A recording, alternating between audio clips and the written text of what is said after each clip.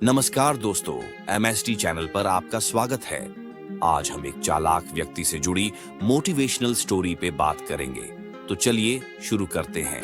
गांव के बाहर एक छोटे से घर में सुखिया नाम का एक आदमी रहता था। सुखिया नाम के विपरीत वह गरीब था, लेकिन बेहद चालाक। उसकी चालाकी और हाजिर जवाबी के कारण पूरे गांव में उसकी एक अलग पहचान थी।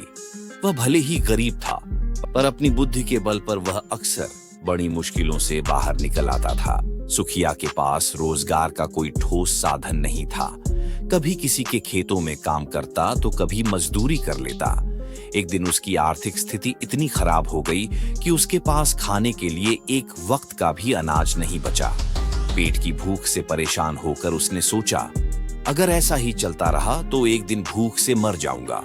मुझे कुछ करना होगा, और वह भी तुरंत। उसने अपनी चालाकी से योजना बनाई कि गांव के सबसे धनी व्यक्ति से कुछ मदद ली जाए। गांव का सबसे अमीर आदमी था लाला हरप्रसाद, जो हमेशा अपने पैसों का घमंड करता था और गांव वालों की मदद करने के बजाय उनसे ऊंचे ब्याज पर कर्ज दिया करता था। सुखिया जानता था कि लाला हरप्रसाद से सीधी मदद नहीं मिलने वाली, इसलिए उसने एक तरकीब सोची। सुखिया सीधे लाला हरप्रसाद के घर पहुंचा। उसने लाला जी से कहा, लाला जी, मैंने सुना है कि आप बहुत बुद्धिमान और चालाक व्यक्ति हैं। लोग आपकी समझदारी की खूब तारीफ करते हैं। मैं भी आपकी चालाकी को देखना चाहता हूँ। लाला हरप्रसाद को अपनी बुद्धि पर बड़ा घमंड था। उसने गर्व से कहा, अरे सुखिया, तुम मुझे जानते नहीं। मेरी समझदारी के आगे बड़े बड़े झुकते हैं। बताओ, क्या देखना चाहते हो? सुखिया ने मुस्कुराते हुए कहा, लाला जी, मैं एक छोटी सी शर्त लगाना चाहता हूँ। अगर मैं आपको हरा दूं तो आप मुझे 50 रुपये देंगे, और अगर आप जीत गए तो मैं आपको 50 रुपये दूंगा। लाला जी ने सोचा कि सुखिया गरीब और अनपढ़ है, ये मुझसे कैसे जीत सकता है। उन्होंने तुरंत शर्त मान ली और पूछा, क्या शर्त है? सुखिया ने कहा, शर्त यह है कि मैं एक बात कहूंगा, और अगर आप वह काम कर पाए तो मैं हार जाऊंगा। लाला ने हंसते हुए कहा, बहुत आसान है, बोलो क्या करना है। सुखिया ने कहा, लाला जी, आप मुझे अपनी परछाई पकड़कर दिखाइए। अगर आप अपनी परछाई को पकड़ लेंगे तो मैं हार जाऊंगा। लाला हरप्रसाद यह सुनकर चौंक गया।